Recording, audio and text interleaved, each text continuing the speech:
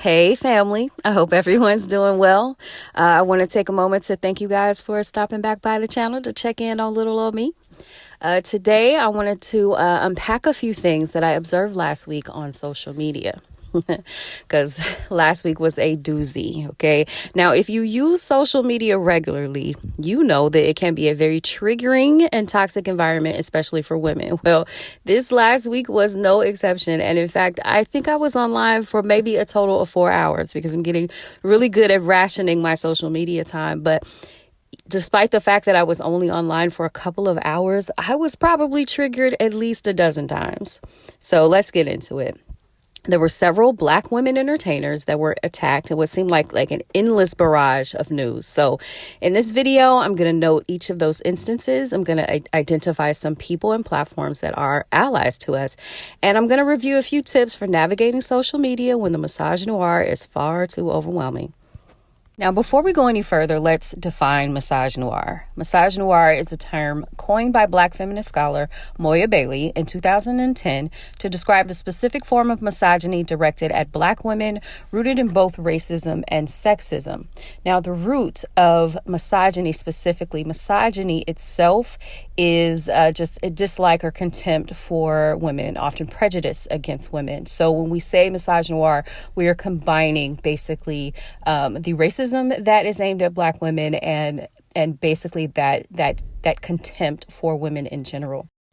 Now, misogynoir can manifest as a stereotype, as objectification, microaggressions, and even violence directed at Black women. Misogynoir can also impact Black women's self-esteem, their mental health, and overall well-being, and contribute to a systemic inequalities and discrimination. Microaggressions can be comments like, you're pretty for a dark-skinned girl, that are both racist and sexist. Again, violence towards Black women are disproportionately high rates of domestic violence and homicide. And the media can be found in media, which is very, very important for the conversation that we're going to have today. The media can perpetuate misogynoir through negative or stereotypical portrayals of Black women, or things that are said about Black women, the way that Black women are described, the way that they are talked about, the way that their successes are criticized, or by the way their struggles are categorized, presented, or misrepresented.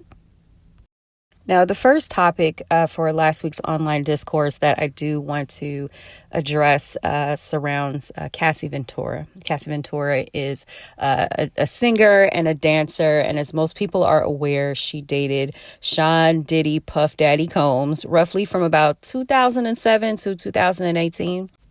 Now, in 2023, Cassie ended up filing a lawsuit against Sean Combs alleging abuse and other forms of violence. And Sean Combs settled with her for an undisclosed amount the day after her filing. But he was later arrested in September 2024 on charges of trafficking and racketeering. And he has remained in federal custody ever since. Diddy has pled not guilty. He has refused pleas, and his trial began last week. Cassie was set to testify at his trial, and during her testimony last week, she gave a very painful account of her relationship, and particularly her physical relationship with Sean Combs. Due to the very graphic nature of her testimony, a lot of people rushed to social media to criticize Cassie. She has alleged physical abuse, being introduced to a fast lifestyle at around 19 to 20 years of age, that included a lot of drug abuse, allegedly.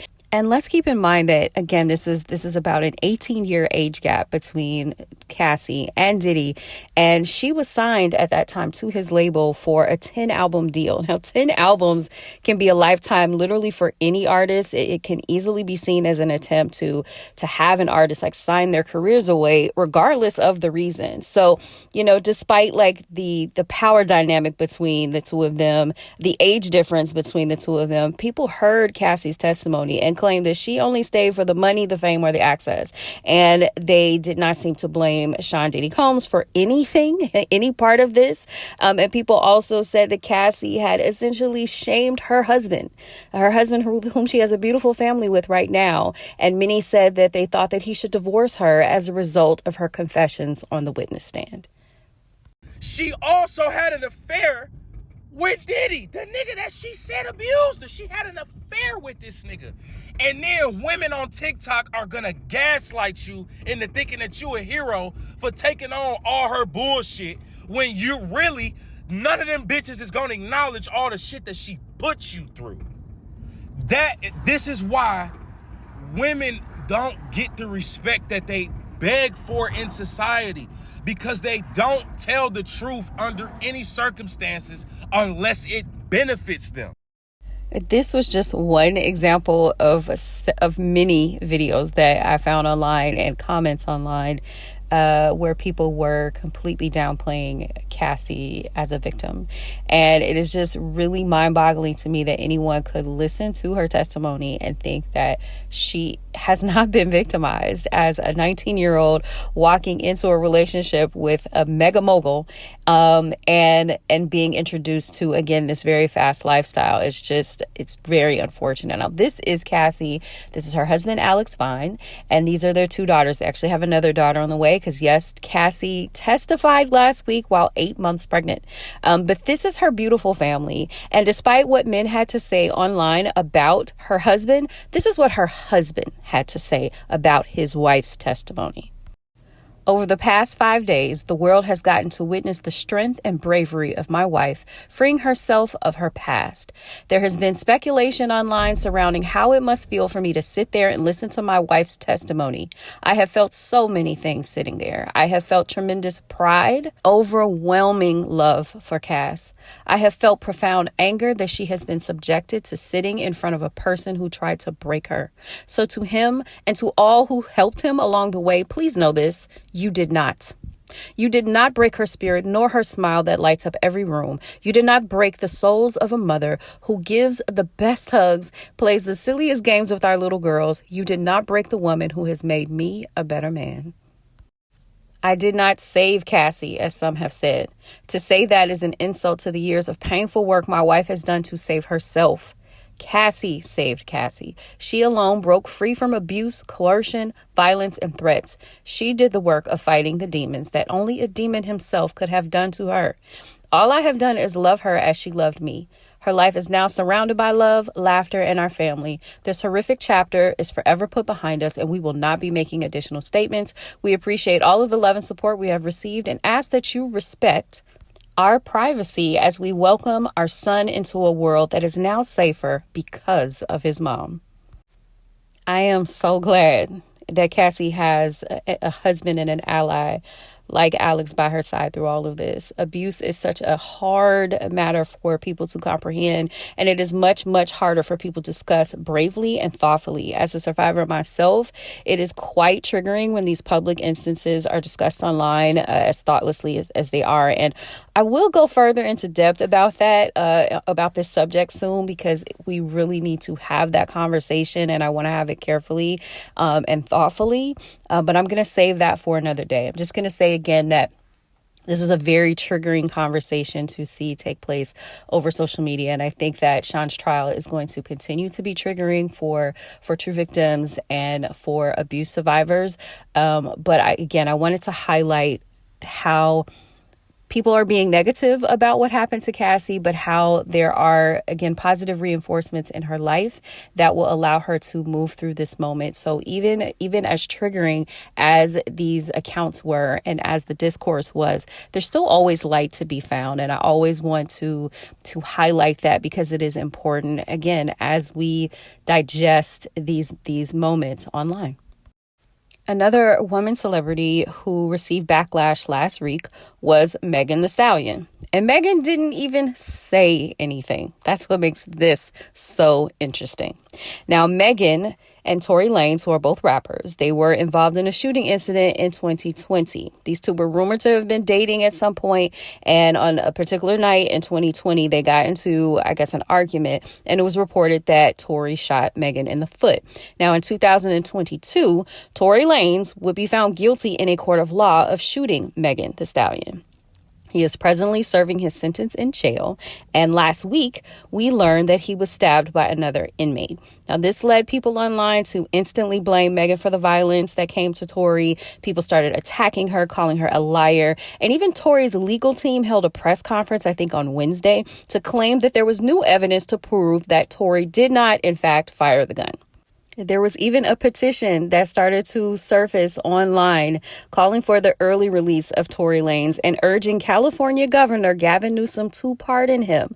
Rappers like Drake, Ty Dolla $ign, and singer Chris Brown even voiced the vocal support for his early release. And this to me is ridiculous, frankly. Like, Tory had his day in court. He was found guilty by, a group of his peers.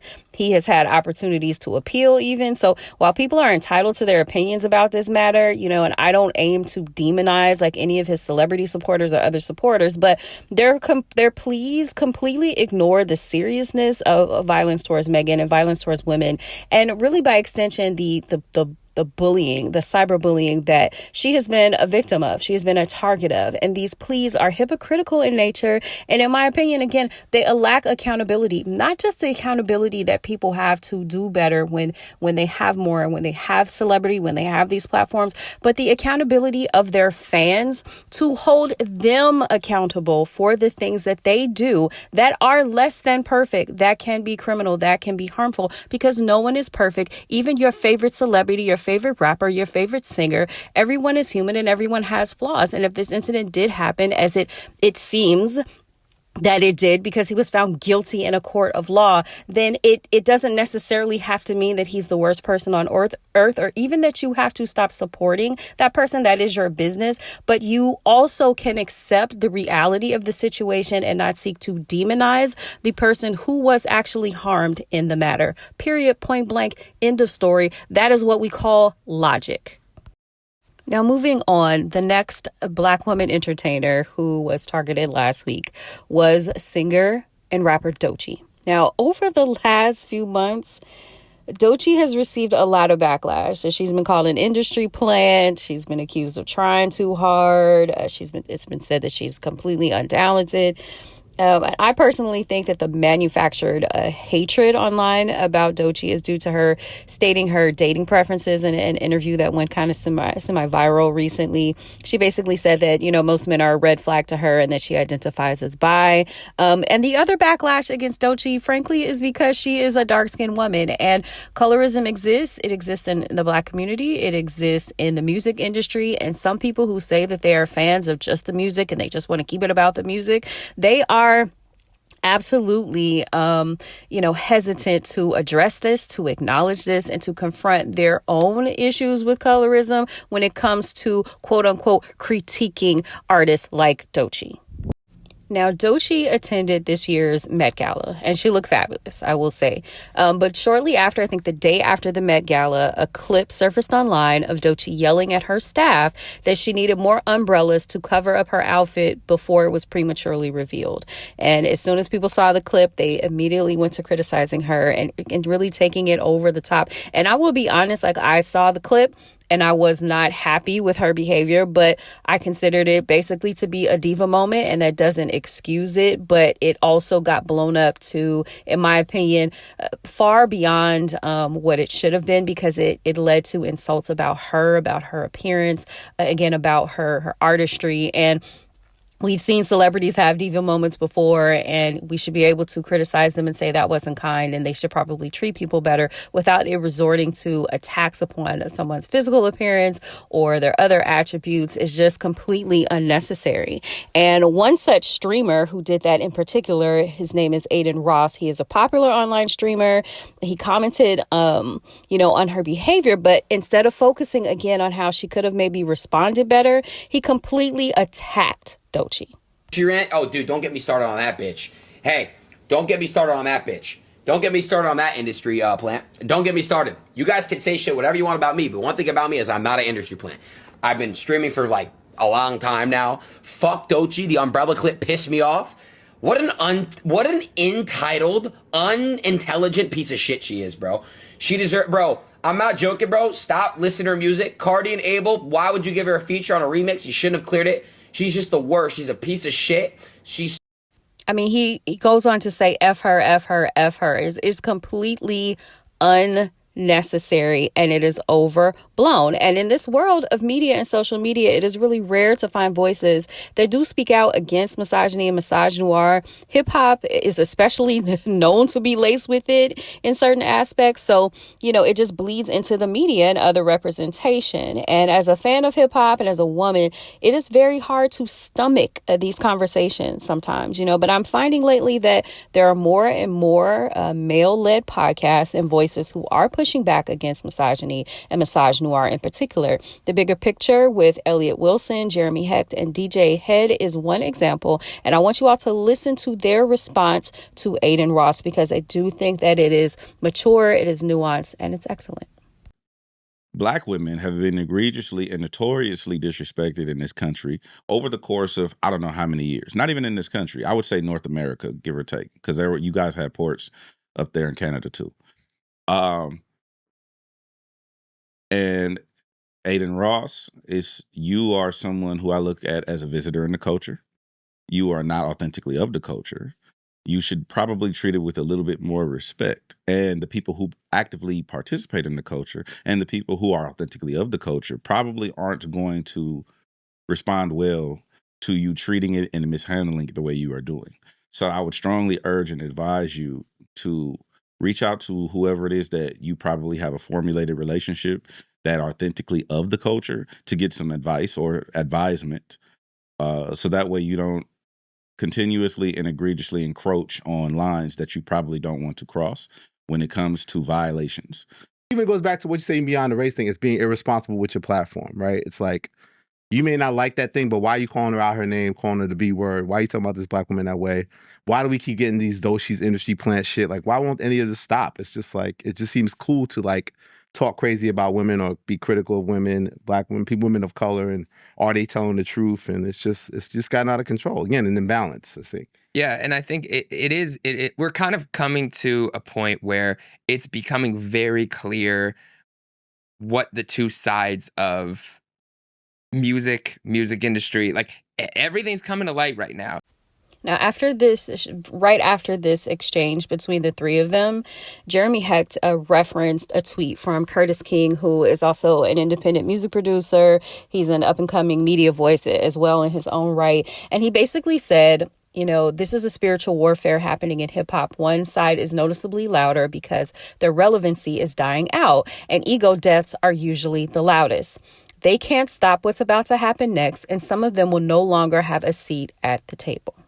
Now, while I completely agree with Curtis, he is absolutely correct, I also want to expand his point, because it's not just that some of these voices fear that they're losing steam. It's that more people are actually pushing back on their anti-intellectual, anti-black, and anti-woman commentary. And I think that unnerves them a bit, because this is a new trend and it's subtly on the rise, and we need to see more of it, because those negative sentiments don't just apply to hip hop or to music. They extend to all black women in the public eye. And I will give you a few more examples, again, just from this last week, to prove my point. Angel Reese is an accomplished women's basketball player already, and she's only entering her second year in the WNBA. She and another talented ball player named Caitlin Clark entered the WNBA last season together. They have a rivalry that started while they were still in college, and while they have kept it mostly professional, while it may be, maybe at times intense, is still professional. They're ball players. Basketball fans have really not kept it professional or all about basketball when it comes to Angel Reese specifically. She has garnered the bulk of what would be, extremely bigoted attacks towards her gameplay, towards her physical appearance, towards, how she is off the field even. She is just often attacked. And in a recent interview, Angel Reese was asked to expound upon comments that she made last year when she said that Caitlin wasn't the only reason that the WNBA was gaining in popularity. Last year, you made a powerful statement saying the reason people are watching women's basketball is not just because of one player, but because of you two. A year later, do you feel like you're Next getting... question. Yeah, we'll move on. Thank you. Now, mind you, all Angel Reese said was next question. She refused to give, comments to this subject, any more of her attention because media loves to stoke the rivalry between the two. And she was attacked just for saying next question. Okay.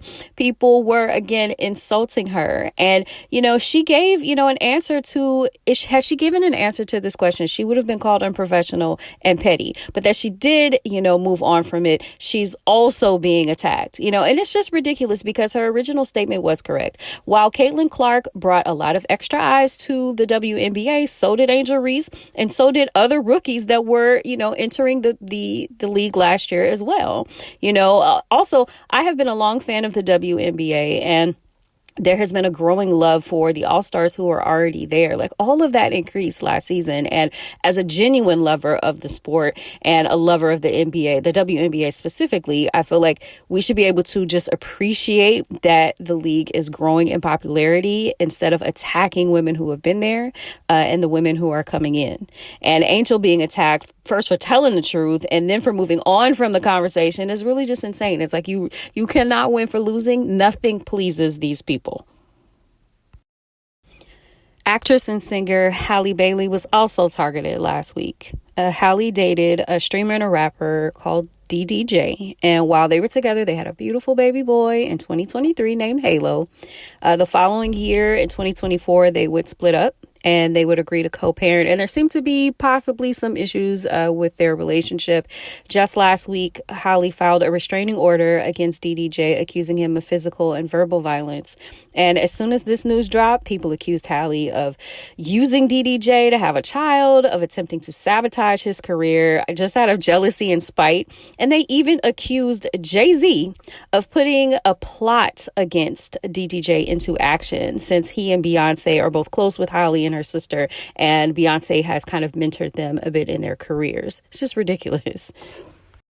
And just so I am, keeping all of the random and hypocritical theories straight in my head, Cassie was attacked for staying with Diddy for too long because she wanted access to fame and money. But Halle, who had fame before she met DDJ, she was attacked for leaving him for alleged abuse. So, I mean, if a woman stays, it's suspicious. And then if she leaves, it's suspicious. I mean, is there anything that we can do that is not suspicious? I mean, 3 out of 10 women will experience violence from their partners. So I'm not sure why every instance of violence that is reported is now immediately met with, conspiracy theories that the man in said situation is the target of some sort of campaign to take him down. Maybe he's just violent.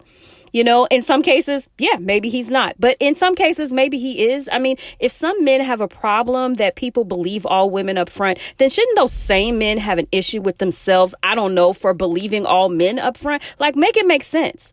Maybe we should believe at least some of these women. Like, you think you can meet us halfway? Because, again, the math is not mathing. And frankly, we just cannot, as a community, continue to downplay, ignore, and dismiss the violence upon women in our community. Period. We cannot continue to do it because the consequences are growing and they are devastating.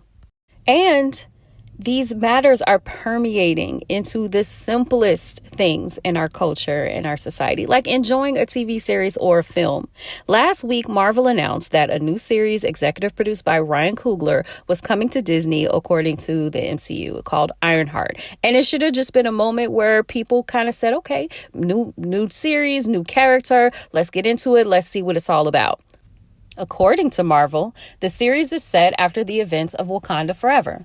Ironheart follows Riri as she returns to her hometown of Chicago, determined to build a state-of-the-art iron suit and make her mark on the world. After spending time in Wakanda, she has left more eager than ever to pursue her dreams, and her quest entangles her in a dangerous world of science and magic. Now, that should be a little bit of fun, especially for anyone who saw Wakanda Forever and was interested in this character as I was. I mean, it sounds good to me. Maybe it will be great. We'll see. We'll get into it. I will be watching for sure. But tell me why it was instantly met with misogynoir and even got dislike bombed on YouTube.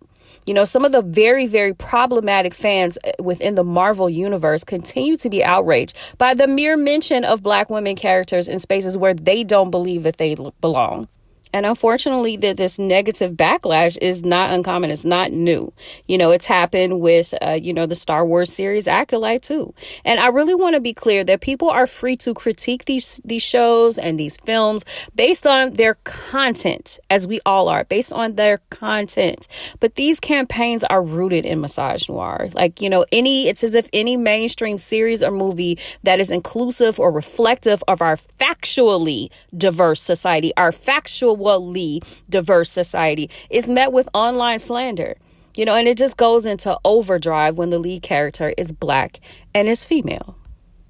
I mean, this is how one poster explained the dislike bombing. It's called fatigue. Small market group for this group, not big moviegoers in the first place. Everyone else is tired of seeing it. Simply too much everywhere. Doesn't reflect society accurately. Always tossed in for no reason. Are you serious? What? Whatever. People play thug games online and people try to say anything and, they try to like mask, in their bias. But this is total bullshit. Okay. Like clearly Black folks and Black women, we go to the movies, we absolutely spend our good dollar and we absolutely invest in the things that we want to see. And so there is a market for it. Obviously, just like there was a market for Sinners, just like there was a market for Wakanda itself. There's a huge market for it and there's support for it. And again, our society is diverse. Duh. I mean, that just goes without saying. So it just can be extremely frustrating to see some of these things online. Again, that it's nonsense, but if you're constantly ingesting it, it really can begin to kind of take a toll on you. And that's kind of what I want to talk about next.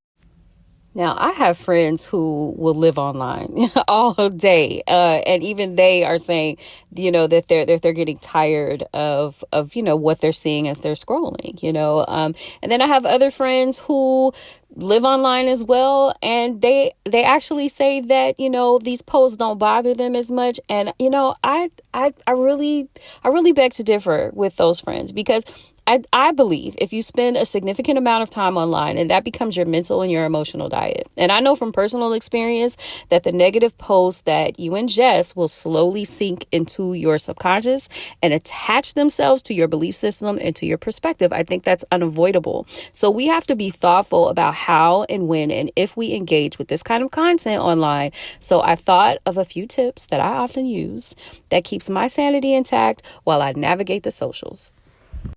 First up is identify your allies. Now, I mentioned a few allies in this video who speak out against misogynoir and misogyny and that do uplift Black women and defend Black women. And I just want to note, that there are even more independent media sources that are popping up now who are pushing back as well. And it's important. So I want to highlight Jay Nolan specifically right now. He's an independent artist and he's a music commentator who covers all hip hop topics, to be honest. But his channel is very supportive of women within the industry as well. And he does so. He supports them and he defends them without degrading their contribution to the genre, which is very key, especially for women who love hip hop like little old me.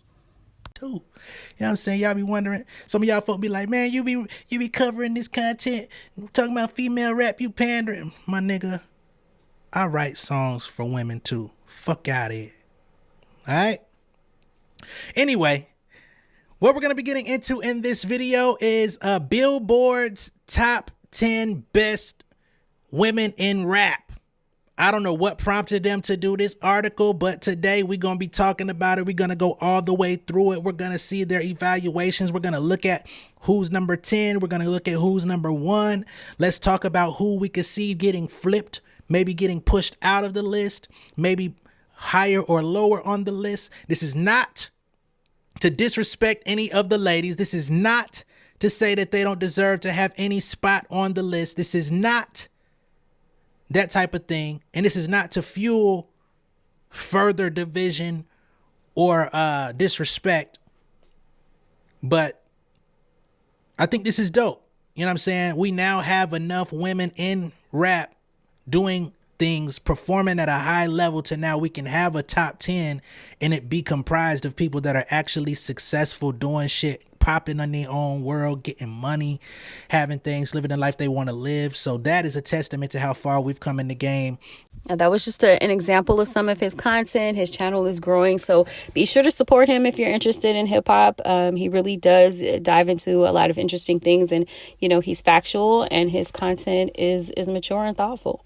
Also, there are other public figures who speak out. Actors like Damson Idris, who is fine, by the way, but he has been very outspoken and very, very supportive of Black women as well. And this is what he had to say about the last week, because again, I was not the only one who was feeling triggered by all of the attacks that I saw aimed at Black women in the public eye. On his Instagram account, he said, "I see so much unprovoked hatred towards Black women today by predominantly grown Black men, especially towards our young stars that are just trying to do their thing. The compulsion to humble these women perhaps makes you feel like more of a man. I promise you, you aren't men to us. A new year is approaching. Grow up." Now, I don't know what any of that means, okay? But it sounds like he is putting y'all on notice, as if to say, listen, I will continue to speak out about this, and so will a couple of other homies that I know, so y'all might want to get it together, and I hope that he does, and I hope that more homies do, and I hope that more people in media do, because again, we need to see this. Now, today, I specifically highlighted a lot of Black male allies. And I did that intentionally. I don't wish to misrepresent how women are spoken about in media spaces and on social media, because we really do have better to do as a community. But, and my sisters are always holding it down, but I wanted to kind of show and highlight where we can find allies in places, that aren't so mainstream, or that maybe aren't seen, or that get lost kind of in the shuffle of social media. And my hope is that people like me who want to see these topics addressed with maturity, will come to discover that there are resources and support out there, so that we can create a better balance for these discussions in the near future, because we will know where to go for allyship and how to boost them. I also want to say that allyship itself is always a work in progress. So, don't be afraid to challenge your allies, because they're not always going to be perfect. So do have, leave a little room for some grace for them, because they may disappoint us. The point about allyship is that you continue to learn, that you commit to always learning, because you can always be a better ally, even if you are already an excellent one. Okay? The next tip that I have for social media is to take a break when you need to. Log off are 2 words that just might save your sanity and your reputation on a day when you really want to snap off on some daft ignoramus. Now, first check yourself to see if you really need to go there with this particular stranger, or, if a walk might be better instead. Trust me, fresh air helps. Or even, watch a movie, put on some music, cook up your favorite meal, or log off and call a friend, like someone you actually would rather talk to rather than clapping back at some stranger that you will never meet in real life. I have taken hours, weeks, and sometimes even months away from social media. It really does help. I'm a big fan. And sometimes people downplay, like, well, it's just Twitter, it shouldn't bother you that much, or it's just Instagram, or it's just TikTok. Yes, but again, this is your diet. So if you are eating something that you are realizing kind of is giving you heartburn, okay, probably you should stop eating it, and maybe you should go get some water or some milk. I mean, that's just common sense. So we have to do the same thing with social media, and don't feel like, you have to, minimize its effects on you. If it's having an effect, it's having an effect, period. And there's no shame in admitting that you need to deal with it, and you need to take a little space for yourself. Ain't nothing wrong with it. Go ahead and do it. Trust me, you will feel happier for doing it. Another tip that I employ quite often is to ignore the trolls. And I like a good argument, so sometimes it is really difficult for me to ignore when people make a very stupid argument against something that I have said, because I want to be right, and I want to prove, I want to kind of I want to prove that I'm right, but I also want to have a little bit of fun, because I like having fun with trolls sometimes. It's just kind of my guilty pleasure. But ultimately, it's not really worth it. And sometimes I even turn off the notifications on my app so that I don't see the comments. February, this past February, I actually posted a tweet about the Super Bowl halftime show. And all I did was compliment Kendrick Lamar's performance because I thought it was outstanding. And child, the comments in my replies, people were calling me everything but a child of God. The N-word was referenced in so many different ways. I mean, people were, expressing like French interpretations of the N-word. It was out of control. And very quickly, I noticed that the tweet was going viral. So after, I don't know, like the fifth N-word, I just muted the conversation and figured I would just let those bigots talk to a brick wall. Y'all have at it. And actually, it felt really great. I highly recommend that you do that. Mute your conversation, mute your notifications. You do not have to respond to ignorance. You never have to respond to ignorance. Another tip for surviving social media is to boost positive content and news. There are so many good things happening in our culture right now, and the internet may not have you believe it at moments, but dig into the good because it's good and it'll have you feeling good and then it'll be all good.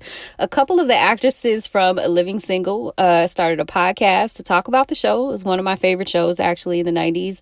And it was about 4 professional Black women and 2 of their male friends that were living in Brooklyn, New York. And until we get another show like Living Single or like Girlfriends, this particular podcast is probably great to tune into in the interim. So do that. And speaking of Girlfriends, its former showrunner, Mara Brock Akil, she created a new series based on an adaptation of Judy Blume's book called Forever. The show is a love story between 2 young athletes set in California around like 2018. And it was just renewed for a second season. So you all should watch it. It's on Netflix. And it's actually a really cool story. And I'm excited to see where it's going to go. Also, last week, we learned that another show that was being renewed for another season, their second season, is the all-new, all-Black soap opera created by veteran writer Michelle Von John. Beyond the Gates premiered this February. A lot of good things happened this February, and its ratings are going really strong. Soaps may not be everybody's cup of tea, but my babysitter raised me on them, okay? I know every soap opera from CBS to ABC and then some. And besides, Black women have been a staple viewing audience for soaps for decades on end. I mean, decades on end. So having a show focused on our families and our lineage is long overdue, in my humble opinion. And I hope Beyond the Gates continues to break boundaries and records, and it expands the genre as a whole. Also last week, Matthew Sherry, who is a writer and a film producer, he announced that he was starting a Kickstarter for a new animated short that he's working on called Time Signature. It's a 2D animated musical with a focus on Black music, hip hop, house, funk, with time travel and time loop elements in it. I mean, it does not get any better than this. This is a musical, which is sure to really be something to get into. So you all look up Matthew Sherry, look up his Kickstarter and go and support him because he is doing really, really great work that, again, really feeds into more positive images and portrayals of Black women in entertainment and in our communities. And just a reminder that Matthew Sherry is the Academy Award winning animated short film writer who wrote Hair Love. The Kickstarter for that campaign raised about, I think $300,000, and it broke a record for the highest amount raised for any short film on the platform. Okay. So he is an ally. He's someone that's good to support. And again, he's putting positive and really innovative content out there for us to soak up. So soak it up. And again, my next tip is I guess an extension of this one, but it's celebrate the good. So don't just boost the content and dig into the content, but also remember to celebrate the good, because the women who were attacked last week are, they're used to it, but they're also able to connect to the positive. And I think that they use kind of the positive things that they see to to carry them through and to really feed them, in moments like this when really the public can really come down hard on you.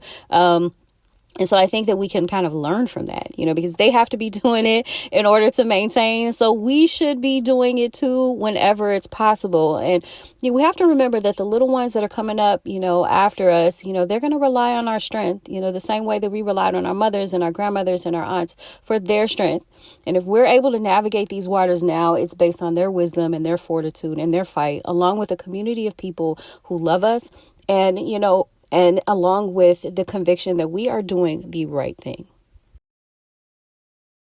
And speaking of doing the right thing, after Cassie testified, she released a statement through her attorney, which read, "This week has been extremely challenging, but also remarkably empowering and healing for me. I hope that my testimony has given strength and a voice to other survivors and can help others who have suffered to speak up and also heal from abuse and fear. For me, the more I heal, the more I can remember, and the more I can remember, the more I will never forget. I want to thank my family and my advocates for their unwavering support, and I am grateful for all of the kindness and encouragement that I have received. I am glad to put this chapter of my life to rest as I turn to focus on the conclusion of my pregnancy. I ask for privacy for me and for my growing family." And that brings me to the last point that I want to make about surviving social media is that, take the break that you need, take the moment that you need, but don't disconnect, not completely. Take your moment, and tag me in, sis, like if you need help for a while, but always come back. I made this video because I wanted to remind us all that while we may be targeted, our voices are still very much needed in the public square. Social media can be toxic, it can be harmful, it can even be dangerous, but it is still an opportunity to connect, to learn, to share our experiences, which are important and really are vital. Black women are natural forces of love and courage within this country, and we cannot let these instances in this discourse push us away or discourage us from sharing our light, our love, and our wisdom. The world needs us, okay? Regardless of whether they know it, they need us, and we are here, so we are going to continue to make our presence known healthily, consciously, and thoughtfully. And because we must, then that means that we have to commit to continuing to enter social media spaces, while maintaining our peace and our wellness, and know that we're stronger together. We're better together. And when we come together, our detractors know that we cannot be defeated. We have to know that we can cultivate better discourse within and about our community and set the example for how to move forward so that people understand that they can't just attack us in this way. There are people and there are platforms who approach these topics with the care that they deserve, and we have to find them. We have to amplify and support them. So let's continue to build, to grow, and to learn from each other. And that starts here.